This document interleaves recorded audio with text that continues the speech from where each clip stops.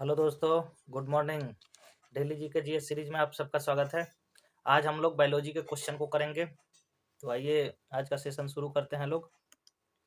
आज का पहला क्वेश्चन है। इस क्वेश्चन में पूछा गया है कि जो खट्टे स्वाद के लिए जो जीव में जो कोशिकाएं होती है वो किस हिस्से में होती है।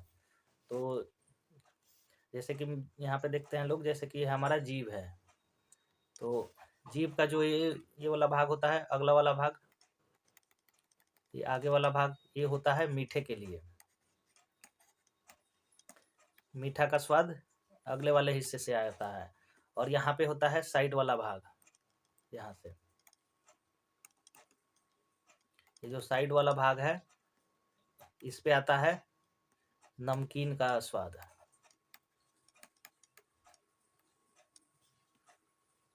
और इसके बाद ये वाला जो भाग होता है यहाँ पे, इसको बोला जाता है पास्य। और इस पे जो स्वाद आता है वो आता है खट्टे का। और इसके पीछे जो पीछे वाला ये है, पीछे वाला जो भाग होता है, ये जो पिछला, यहाँ पे आता है कड़वे का स्वाद। तो हमारी जो जीभ होती है, तो यहाँ पे हो गया सबसे आगे वाले भाग में मीठे का स्वाद। और जो साइड वाला भाग होता है, आगे के जो साइड वाला भाग, दोनों साइड, यहाँ पे होता है नमकीन वाला स्वाद। और ये जो पास्य वाला भाग होता है, इसको बोले, इसमें आता है खट्टे का स्वाद। और यहाँ पे जो पीछे वाला जो भाग होता है, इसमें आता है कड़वे का स्वाद। और ये जो स्वाद है, इसके यहाँ जीभ में क्या होती है, यहाँ पे जीभ में होती है इंद्रियां होती है, कोशिकाएं इंद्रियां होती है। और इन्हीं के द्वारा जो है स्वाद का अनुभव होता है। तो ये जो इंद्रियाएं होती हैं, इन्हीं के द्वारा स्वाद का अनुभव होता है। तो खट्टे स्वाद के लिए जो इंद्रिया होती है उसको बोला जाता है स्वाद इंद्रिया बोला जाता है। तो इस क्वेश्चन का आंसर हो जाएगा ऑप्शन नंबर सी, कि खट्टे स्वाद कहाँ पे महसूस होता है, वो पाश्य वाले भाग में।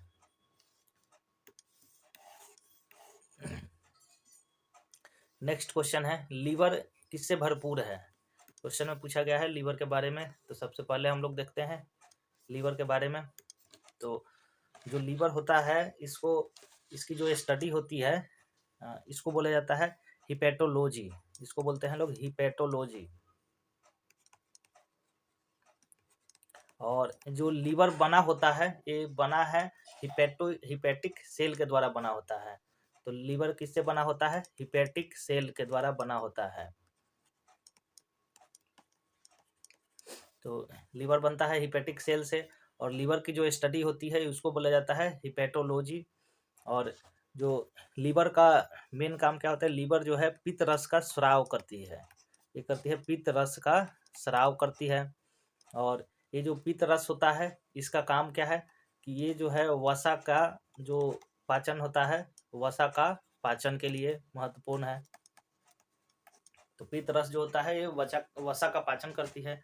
और ये जो पित्त रस है जो लीवर से स्राव हुआ है, ये स्टोर होता है पित्ताशय में। पित्ताशय। तो क्वेश्चन ऐसा भी पूछा जाता है कि पित्त रस का स्राव कहाँ से होता है। तो वहाँ पे पित्ताशय आंसर नहीं होगा, वहाँ पे लीवर आंसर होगा, कि स्राव होता है लीवर से और स्टोर होता है पित्ताशय में। और ये वसा का पाचन करता है। तो और लीवर के बारे में देख लेते हैं। और पॉइंट है कि जो यूरिया होता है, यूरिया का भी संश्लेषण कहाँ पे होता है, वो होता है हमारे लीवर में।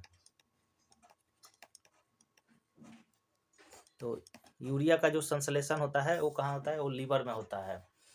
और यहाँ से लीवर में क्या होता है कि जो भी वसा वाले विटामिन होते हैं, जो वसा घुलनशील जो विटामिन है, वसा घुलनशील वाले, वो कहाँ स्टोर होते हैं, वो लीवर में स्टोर होते हैं। तो हम लोग जानते हैं कि वसा घुलनशील विटामिन कौन से होते हैं, विटामिन के होते हैं, विटामिन ई होते हैं, विटामिन डी होते हैं और विटामिन ए होते हैं। ये नाम से हो रहा है कि कीड़ा, तो ऐसे ट्रिक से याद कर सकते हैं लोग कि जो कीड़ा, विटामिन के, विटामिन ई और विटामिन डी और विटामिन ए, ये कहाँ पे स्टोर होते हैं, ये वसा में घुलनशील होते हैं। और ये स्टोर कहाँ पे होते हैं, लीवर में। तो ये लीवर में स्टोर हो जाते हैं। तो जब लीवर में स्टोर हो जाते हैं और जब भी बॉडी को ज़रूरत पड़ेगी इस विटामिन की, तो वो कहाँ से निकालेंगे, वो लीवर से निकालेंगे। तो इसलिए क्या हो जाएगा कि लीवर जो हो जाएगा, ये जो विटामिन है इसका स्रोत हो जाएगा। इसका क्या हो जाएगा? स्रोत। लीवर जो है किस विटामिन का स्रोत हो जाएगा? विटामिन के, विटामिन ई, विटामिन डी और विटामिन ए। तो इस क्वेश्चन में पूछा गया है कि लीवर किससे भरपूर स्रोत है, मतलब किसका स्रोत है? तो वसा घुलनशील जो विटामिन होते हैं इसका क्या होता है? ये स्रोत होता है, क्योंकि लीवर में जो वसा घुलनशील विटामिन है ये लीवर में स्टोर होते हैं। तो इस क्वेश्चन का आंसर हो जाएगा option number B. Next question है, निम्नलिखित में से किस भारी धातु की विषाक्तता यकृत सिरोसिस पैदा करती है? यहाँ पे धातु दिया हुआ है कि एक डिजीज होता है यकृत सिरोसिस, उस रोग का नाम है यकृत सिरोसिस। ये किसकी वजह से होता है? तो यहाँ पे जो कॉपर है, तो कॉपर अगर बॉडी में अगर ज़्यादा हो जाएगा, तो अगर लीवर में ज़्यादा हो जाएगा, कॉपर अगर ज़्यादा हो गया लीवर में, तो क्या हो जाता है? ये हो जाता है लीवर सिरोसिस। ये हो जाएगा लीवर सिरोसिस, मतलब यकृत सिरोसिस। अगर मान लेते हैं कॉपर जो है ये ज़्यादा हो जाएगा बॉडी में, पूरे बॉडी में, खास करके जो मस्तिष्क होते हैं वहाँ पे ज़्यादा हो जाएगा, तब होता है विल्सन रोग। उसको बोला जाता है विल्सन रोग। तो कॉपर की वजह से कौन सा रोग होगा? एक हो गया यकृत सिरोसिस। अगर यकृत में हो जाएगा लीवर ज़्यादा तो हो जाएगा यकृत सिरोसिस। और अगर बॉडी में हो जाएगा तब क्या हो जाएगा? वो हो जाएगा विल्सन रोग। और बॉडी में खास करके जो मस्तिष्क में कॉपर की मात्रा ज़्यादा हो जाती है तो एक रोग होता है विल्सन रोग। और यहाँ पे देखते हैं लोग, ये जो लेड है इसका सिंबल होता है पीबी, मरकरी इसका एचजी होता है, और जिंक जेडन से लिखते हैं लोग।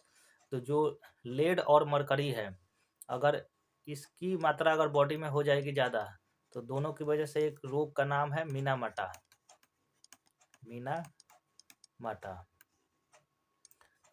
मीनामाटा या मीनामाता लिखा रहता है कहीं भी। तो लेड और मरकरी की वजह से कौन सा रोग होता है? ये होता है मीनामाटा।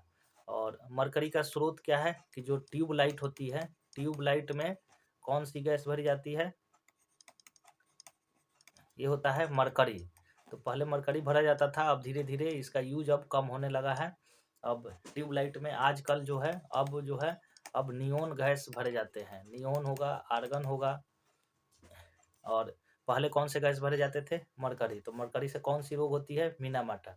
और जो लेड होते हैं, लेड जैसे लिपस्टिक होता है इसमें भी पाया जाता है, जो मैगी होती है उसमें लेड पाया जाता है। तो इस सब लेड और मरकरी की वजह से होती है मीनामाटा रोग। और जिंक हमारे बॉडी के लिए बहुत ज़्यादा ज़रूरी है। ये जिंक किस किस में काम आता है? एक तो इंसुलिन में होता है, जो जिंक होता है ये इंसुलिन में पाया जाता है। और जो आंसू होते हैं, आंसू में भी क्या रहता है? जिंक रहता है। जो हमारा पसीना है, पसीने में कौन सा होता है? जिंक पाया जाता है। और मिट्टी के लिए भी क्या है? बहुत ज़्यादा उपयोगी है जिंक। जो मिट्टी होती है उसके लिए बहुत ज़्यादा उपयोगी होती है जिंक। तो इस क्वेश्चन का आंसर हो जाएगा ऑप्शन नंबर ए।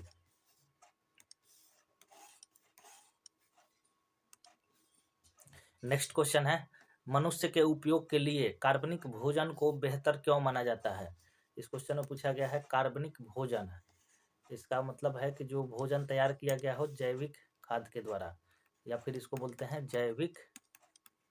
जैविक भोजन। और जैविक भोजन कब तैयार होता है? जो फसल होती है, अगर जैविक खाद के द्वारा अगर उसको उत्पादित किया जाए तो जो भोजन होगा वो कहलाएगा जैविक भोजन। तो इसमें क्या होता है कि जो रासायनिक खाद होते हैं उसका इस्तेमाल कम किया जाता है। तो अब ऑप्शन देख लेते हैं, इसे खरीदना बहुत महंगा होता है, ये तो गलत हो जाएगा। और इसे रसायन एवं सिंथेटिक कीटनाशकों का प्रयोग किए बिना उगाया जाता है। तो ये क्या हो जाएगा? जैविक खेती का ये इसे यही मतलब होता है कि जैविक खेती का मतलब क्या है? कि जो रासायनिक और सिंथेटिक कीटनाशक होते हैं, जो रसायन जैसे जो खाद होते हैं और सिंथेटिक कीटनाशक का उपयोग करते हैं लोग, उसके उपयोग किए बिना अगर खेती किया जाए, अगर भोजन को उत्पादित किया जाए, तब वो कहलाएगा जैविक खेती, और वो जो भोजन कहलाएगा जैविक भोजन हो जाएगा। तो इसका आंसर क्या हो जाएगा? Option number B.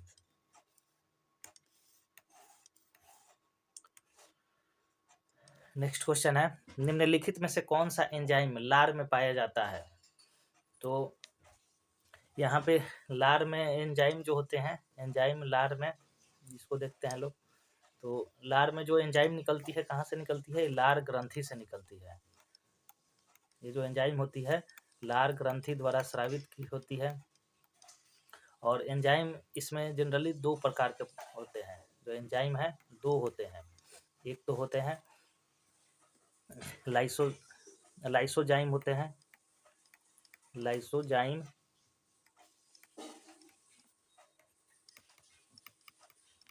इंग्लिश में भी वही लिखते हैं लोग, लाइसोजाइम।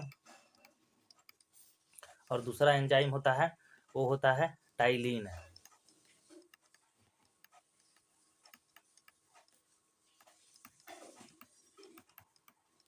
तो जो लार ग्रंथि से निकलती है एंजाइम 2, एक लाइसोजाइम और दूसरा टाइलिन। जो लाइसोजाइम होते हैं ये क्या करते हैं, ये जो सूक्ष्म जीव होते हैं, जैसे कि हम लोग कोई भी खाना खाते हैं तो उसमें क्या होते हैं, खाना में क्या होता है, सूक्ष्म जीव होते हैं, बैक्टीरिया होते हैं। तो वो जो सूक्ष्म जीव है तो उस सूक्ष्म जीव को मारने का काम करते हैं, सूक्ष्म जीव को मारने का काम करते हैं कौन? ये लाइसोजाइम एंजाइम है वो। तो लाइसोजाइम एंजाइम जो सूक्ष्म जीव होते हैं जो भोजन में, उसको मारने का काम करते हैं। और एक एंजाइम और होता है टाइलिन। ये क्या करता है, ये टाइलिन जो है, जो शर्करा होती है, जो कार्बोहाइड्रेट है शर्करा, तो शर्करा का पाचन करती है। तो टाइलिन जो एंजाइम होती है, ये जो शर्करा होता है, स्टार्च, इसको स्टार्च भी बोलेंगे लोग, स्टार्च, कार्बोहाइड्रेट या फिर शर्करा, इसका क्या करती है, ये इसका पाचन करती है टाइलिन एंजाइम। तो एंजाइम जो लार में हो गया कि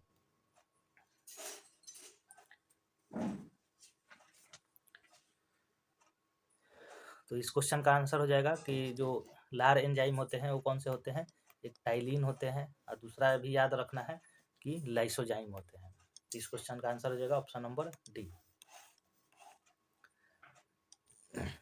नेक्स्ट क्वेश्चन है, निम्नलिखित में से कौन सा लार जो सलाइवा होते हैं उसके लाभ नहीं है? अभी हम लोगों ने सलाइवा के बारे में देखा था तो कि कौन कौन से एंजाइम निकलते थे, और इस क्वेश्चन में हम लोग देख ले रहे हैं कि सलाइवा का काम क्या होता है। तो जो सलाइवा कहाँ से निकलती है, लार ग्रंथि से, जो लार निकलती है लार ग्रंथि से। और ये क्या काम करती है, ये करती है कि जो भोजन होता है उसको निगलने में मदद करती है। वो क्या करती है कि जो भोजन होता है उसको निगलने में मदद करती है। और यह शरीर में आरबीसी की वृद्धि करती है, ये गलत हो जाएगा, इसका आरबीसी से कोई मतलब नहीं है। और यह मुख तथा दांतों को साफ करती है। तो लार क्या करती है, जो हमारा मुख है और दांतों में तो बहुत सारे जो बैक्टीरिया हो गए उस सबको क्या करती है, मारती है। तो इसका मतलब है कि वो साफ करती है। तो मुख तथा दांतों को क्या करती है, साफ करती है। और ये जो एक और काम करती है कि जो होठ होते हैं और जीभ होते हैं, तो दोनों में जो गति होती है उसको अनुकूल बनाती है। और जैसे जीभ है, मुंह है, जैसे हम लोग भोजन चबाते हैं तो दोनों की गति में अनुकूल लाती है। कि अगर मान लेते हैं मुंह जल्दी जल्दी चलेगा तो जीभ कट भी जा सकता है, तो उसको क्या करती है, उसके गति को अनुकूल बनाती है, दोनों में तालमेल बैठाती है, होठ और जीभ में। तो ये सलाइवा का काम हो जाएगा, 3 काम हो गए हैं। तो इस क्वेश्चन का आंसर हो जाएगा option number B. Next question है, दूध को दही में स्कंदित करने वाला एंजाइम कौन सा है? तो यहाँ पे पूछा गया है कि दूध से दही बनाना, जैसे दूध से जो दही बनता है उसमें कौन सा एंजाइम मुख्य रूप से काम करता है? तो यहाँ पे देखते हैं लोग, ये जो है एक तो हो गया रेनिन एंजाइम। ये क्या करता है कि ये जो दूध का पाचन करता है, रेनिन क्या करता है कि दूध का पाचन करता है, दूध का पाचन ये करता है रेनिन एंजाइम। और जो पेप्सिन होता है ये प्रोटीन का पाचन करता है, प्रोटीन का पाचन करता है। और यहाँ पे ये जो दोनों एंजाइम है रेनिन और पेप्सिन, इसका जो स्राव होता है ये होता है जो पेट है, पेट में क्या होता है, जठर ग्रंथि होती है। तो जो ये कहाँ से होता है, जठर ग्रंथि द्वारा स्रावित होता है। तो जठर ग्रंथि यहाँ से एक तो निकलता है HCl और दूसरा निकलता है रेनिन और पेप्सिन। और HCl क्या करता है कि जो यहाँ से जो रेनिन और पेप्सिन निकलता है इसको क्या करता है, एक्टिवेट करता है। तो जठर ग्रंथि से कौन सी एंजाइम निकलती है, HCl, और साथ में क्या निकलता है, रेनिन और पेप्सिन। और एक रेनिन क्या करता है कि जो दूध का पाचन करता है, रेनिन यहाँ पे दूध का जो पाचन है ये 100% कर देता है। और जो प्रोटीन है, प्रोटीन का पाचन जो है लगभग 90% यहाँ पे हो पाता है। और जो बचा हुआ जो प्रोटीन का जो पाचन है, ये जो एक अग्नाशय है वहाँ से एंजाइम निकलता है, उस एंजाइम का नाम है ट्रिप्सिन। जो ट्रिप्सिन है ये क्या करता है कि ये जो है बचा हुआ जो 10% है प्रोटीन का पाचन, प्रोटीन का पाचन। तो प्रोटीन के पाचन के लिए दो एंजाइम हो गए, एक तो पेप्सिन और दूसरा ट्रिप्सिन। और दूध के पाचन के लिए एंजाइम रेनिन। और ये रेनिन और पेप्सिन ये कहाँ से निकलते हैं, जठर ग्रंथि से। और जठर ग्रंथि से और कौन सा एंजाइम निकलता है, HCl निकलता है। और HCl ही रेनिन और पेप्सिन को एक्टिवेट करते हैं। तो यहाँ से क्या हुआ कि दूध का क्या हुआ, पाचन। तो इसका मतलब होता है कि दूध से दही बनना। तो जब भी दूध से दही बनता है तो उसमें जो एंजाइम होते हैं रेनिन, वही मदद करते हैं दूध से दही बनने में। तो इस क्वेश्चन का आंसर हो जाएगा option number A. Next question है, इस क्वेश्चन में पूछा गया है कि आरबीसी का कब्रिस्तान किसको बोला जाता है। तो जो आरबीसी होते हैं, इसके पहले इसमें देख लेते हैं लोग आरबीसी के बारे में।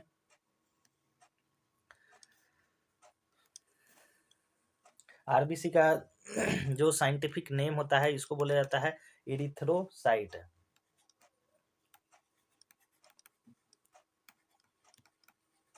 तो आरबीसी का साइंटिफिक नेम हो गया इरिथ्रोसाइट। और जो आरबीसी है इसका जो ये क्या होता है कि सबसे छोटी ब्लड सेल होती है। ये सबसे छोटी क्या है, ब्लड सेल होती है। ब्लड में जितने भी सेल होते हैं उसमें क्या होती है, सबसे छोटी होती है। तो सबसे छोटी ब्लड सेल है। और आरबीसी इसका जो क्वांटिटी होता है ये कितना होता है, ये लगभग 4 से ये 4.5 से 5.5 ये मिलियन में होते हैं, मिलियन। और पर 100 ml पर 100 ml हीमोग्लोबिन में कितने होते हैं इसकी क्वांटिटी, 4.5 से 5.5 ये होते हैं मेल में। और फीमेल में क्या हो जाता है, फीमेल में इससे थोड़ा कम हो जाएगा। और आरबीसी का एक देखते हैं लोग, इसका जो जीवन काल है, लाइफ स्पेन है, जो आरबीसी का जो जीवन काल है ये होता है 120 दिन। तो आरबीसी का जीवन 120 दिन होता है। और ये जब इसका जीवन पूरा जाएगा तो ये क्या होता है कि ये डेड होता है, ये मरता है। तो मरता कहाँ पे है, ये मरता है स्प्लीन प्लीहा में। तो आरबीसी जो है कहाँ पे मरेगा, स्प्लीन जो होता है प्लीहा, यहाँ पे मरता है। तो इसलिए क्या बोला जाता है, आरबीसी का कब्रिस्तान बोला जाता है स्प्लीन को। क्यों, क्योंकि ये जो आरबीसी है ये डेड कहाँ पे होता है, स्प्लीन में। और यहीं से क्या होता है, स्प्लीन जो प्लीहा होती है यहीं से जो ब्लड का जो है रीजेनरेशन होता है। ब्लड का जो रीजेनरेशन, तो ब्लड का रीजनरेशन हो जाएगा स्प्लीन प्लीहा से। तो इसीलिए स्प्लीन को और क्या बोलते हैं कि स्प्लीन का एक और नाम हो जाता है कि जो हमारे जो बॉडी है इसका ब्लड बैंक बोलते हैं लोग, इसको बोला जाता है कि ब्लड बैंक। तो ब्लड बैंक ऑफ आरबीसी भी हो जाएगा, ऑफ आरबीसी। या फिर क्या बोल सकते हैं इसको, बॉडी भी, कि जब भी बॉडी को ब्लड की ज़रूरत पड़ती है तो कहाँ से लेता है, वो स्प्लीन प्लीहा से। और यहीं से क्या होते हैं कि ब्लड जो होते हैं रीजनरेट होते हैं। तो इसलिए इसका दूसरा नाम पड़ जाता है स्प्लीन का कि ब्लड बैंक ऑफ आरबीसी या फिर ब्लड बैंक ऑफ बॉडी। तो ये हो गया आरबीसी के बारे में कुछ पॉइंट। और इस क्वेश्चन का आंसर हो जाएगा ऑप्शन नंबर बी। अगला क्वेश्चन है, मानव शरीर का सबसे बड़ा अंग कौन सा है? तो जो मानव शरीर का जो सबसे बड़ा अंग जो सबसे बड़ी ग्रंथि होती है वो होती है यकृत। और यकृत का वजन लगभग होता है 1.5 से 1.7 kg के बीच में। तो लगभग 1.5 kg के अप्रॉक्स होता है यकृत का वजन। और यकृत क्या होता है कि सबसे बड़ा अंग होता है। अगर पूछा जाए कि सबसे छोटा अंग, सबसे छोटी ग्रंथि, तो वो होती है पीनियल ग्रंथि। और ये कहाँ पे होती है? हमारे मस्तिष्क में होती है। तो जो पीनियल ग्रंथि है ये कहाँ होती है? मस्तिष्क में। ये है हमारे शरीर के सबसे छोटी ग्रंथि। और सबसे बड़ी ग्रंथि की बात की जाए वो है हमारा यकृत। तो इस क्वेश्चन का आंसर हो जाएगा ऑप्शन नंबर सी।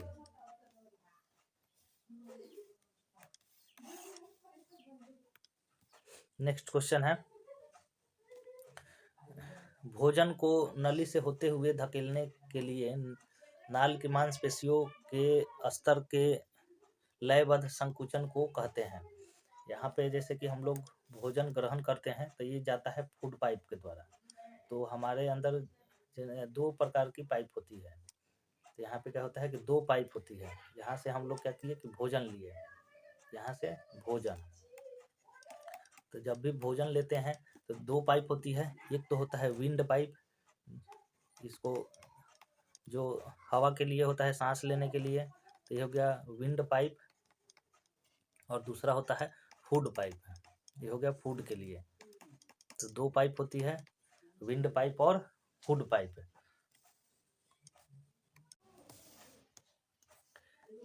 ये जो दोनों पाइप है यहाँ पे एक कैप की तरह होता है। और यहाँ पे क्या हो गया कि मुंह हो गया, और यहाँ पे कैप लगा होता है। इस कैप को बोला जाता है एपिग्लोटिस स्विच कैप। इस कैप का नाम है एपिग्लोटिस है,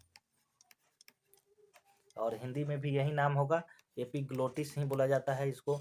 ये होता है स्विच कैप होता है। यहाँ पे कैप है, इसका नाम होता है एपिग्लोटिस। इससे 2 पाइप जुड़े होते हैं, एक विंड पाइप, ये है वायु, और ये है भोजन का, भोजन वाली पाइप, और ये वायु वाली पाइप। इसको विंड पाइप बोला जाता है और इसको फूड पाइप बोला जाता है। और ये भोजन को कहाँ लेकर आते हैं? पेट में। और ये जो यहाँ पे जैसे ही भोजन आएगा तो फूड पाइप से होते हुए आता है। तो यहाँ पे क्या होता है कि जैसे यहाँ पे भोजन है, तब यहाँ से आगे जब बढ़ेगा भोजन, तो क्या होता है कि यहाँ पे यहाँ का जो मसल है, मसल यहाँ पे फैल जाएगा, और ये ऊपर और नीचे क्या हो जाएगा? सिकुड़ जाएगा। तो जैसे ही यहाँ पे भोजन है तो यहाँ का मसल क्या हुआ कि फैला इधर, और इधर का यहाँ पे सिकुड़ जाएगा। और जैसे ही फिर अगला स्टेप में बढ़ेगा तो यहाँ का मसल फैल जाएगा और ऊपर और इसके नीचे सिकुड़ जाता है। तो क्या हो रहा है? यहाँ पे फैलता है और सिकुड़ता है, और इसी जो मोशन होता है, इसी मोशन के थ्रू क्या हो जाता है कि यहाँ से जैसे ही भोजन निकला जाता है, ये धीरे धीरे करके यहाँ पे पेट में आ जाता है। तो ये जो मोशन होता है यहाँ पे, मोशन, ये जो गति होगा, इस गति को बोला जाता है ये क्रमाकुचन। इसको बोला जाता है क्रमाकुचन गति। ये हो गया क्रमाकुचन गति।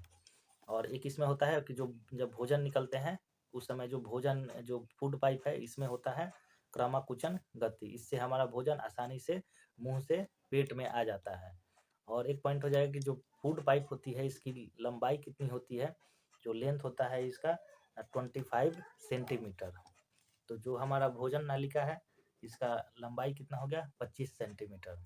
और इस सब पॉइंट को नोट कर लीजिएगा लोग, ये बहुत ज़्यादा इंपॉर्टेंट है। ये सब पूछा जाता है कि यहाँ पे जो विंड पाइप और फूड पाइप को सेपरेट कौन करता है? तो एपिग्लोटिस स्विच कैप। तो इस क्वेश्चन का आंसर हो जाएगा ऑप्शन नंबर ए।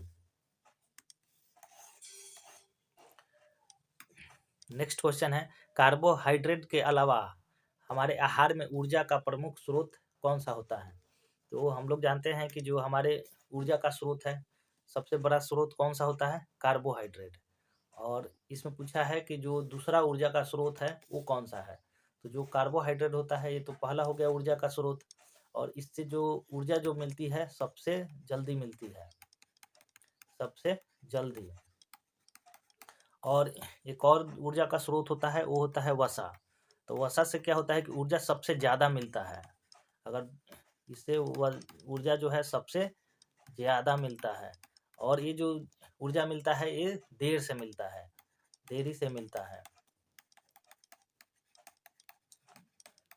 तो कार्बोहाइड्रेट के बारे में हो गया कि इससे जो ऊर्जा हमें मिलती है वो सबसे जल्दी मिलती है, और वसा से जो ऊर्जा मिलती है वो देरी से मिलती है। लेकिन अगर क्वांटिटी में पूछा जाए कि मात्रा किस में ज़्यादा मिलता है, तो वसा से जो ऊर्जा मिलेगी वो सबसे ज़्यादा मिलती है। तो इस क्वेश्चन का आंसर हो जाएगा, कार्बोहाइड्रेट के अलावा पूछा है तो इसका ऑप्शन नंबर बी हो जाएगा। और यहाँ पे प्रोटीन है। प्रोटीन हमारा काम क्या करता है, विकास में काम करता है। हमारे बॉडी का जो विकास करना है वो किससे होता है, हमारे प्रोटीन से। और यहाँ पे खनिज और जो विटामिन होते हैं ये क्या करते हैं, हमारी बॉडी में जो भी एक्टिविटी है, एक्टिविटी को बढ़ाते हैं, जो एक क्रिया का काम करते हैं। ये क्या करते हैं, इससे ऊर्जा नहीं मिलती है, एक क्रिया का काम करते हैं। और दूसरा पॉइंट हो जाएगा कि ये इससे ऊर्जा नहीं मिलती है। तो जो भी विटामिन होते हैं और खनिज, इससे ऊर्जा नहीं मिलती है, इससे जो हमारी बॉडी की एक्टिविटी है वो हमारा बढ़ जाता है। और तो इस क्वेश्चन का आंसर हो जाएगा option number B. Next question है, फलों का मधुर मीठा स्वाद किसके कारण होता है। यहाँ पे पहले ऑप्शन में दिया है लैक्टोज। तो ये जो लैक्टोज होता है ये क्या है, शुगर है। तो लैक्टोज शुगर किस में पाया जाता है, ये पाया जाता है दूध में। तो लैक्टोज शुगर जो होता है ये दूध में पाया जाता है, और इसको मिल्क शुगर बोलते हैं लोग। इसका दूसरा नाम क्या हो जाता है, मिल्क शुगर है। और यहाँ पे जो फ्रक्टोज है, और फ्रक्टोज ये पाया जाता है, इसको बोला जाता है फ्रूट शुगर। इसका दूसरा नाम हो जाएगा फ्रूट शुगर। और एक कहाँ पे पाया जाता है, फलों में पाया जाता है। तो फ्रूट शुगर एक किस में पाया जाता है, फलों में। और ये क्या होता है, मीठा भी होता है, मीठा। और एक पॉइंट इसमें ये हो जाएगा कि जो जितने भी शुगर होते हैं उसमें से सबसे ज़्यादा मीठा शुगर कौन सा होता है, सबसे नेचुरल अगर प्राकृतिक बोला जाए, सबसे ज़्यादा मीठा जो होता है वो कौन सा होता है, वो होता है फ्रक्टोज। तो सबसे ज़्यादा मीठा फ्रक्टोज हो गया। और ये कहाँ पे, फ्रूट्स में पाया जाता है, और इसलिए इसको बोला जाता है फ्रूट शुगर। ये जो माल्टोज होता है, माल्टोज पाया जाता है जो अनाज होते हैं, जो अनाज होते हैं, या फिर जो ड्राई फ्रूट्स होते हैं, जो ड्राई फ्रूट होते हैं उसमें कौन से, ये माल्टोज जो शुगर होता है ये पाया जाता है। और जो माल्टोज शुगर है, अगर पूछा जाए कि जो भी शुगर है उससे सबसे ज़्यादा एनर्जी किससे मिलती है, तो जो सबसे ज़्यादा एनर्जी मिलती है वो मिलती है माल्टोज से। सबसे ज़्यादा एनर्जी ये मिलती है माल्टोज से। और माल्टोज किस में पाया जाता है, अनाज में और ड्राई फ्रूट में। और यहाँ पे जो राइबोज है, ये राइबोज कहाँ पे पाया जाता है, ये पाया जाता है आरएनए में। जो आरएनए होता है उसमें कौन सा शुगर पाया जाता है, वो पाया जाता है राइबोज। तो राइबोज पाया जाता है आरएनए में। और लैक्टोज हो जाएगा, ये दूध में पाया जाता है। फ्रक्टोज फ्रूट में पाया जाता है, और जो फ्रक्टोज होता है वो सबसे ज़्यादा मीठा होता है। जो माल्टोज होता है ये अनाज में, ड्राई फ्रूट में पाया जाता है, और जो एनर्जी मिलती है माल्टोज से सबसे ज़्यादा मिलती है। तो इस क्वेश्चन का आंसर हो जाएगा ऑप्शन नंबर ए। ये रहा आज का अभ्यास प्रश्न। इसका आंसर आप लोग कमेंट सेक्शन में करिए लोग। अगर वीडियो अच्छी लगी हो तो इसको लाइक करिए, शेयर करिए और चैनल को सब्सक्राइब करिए। Thank you.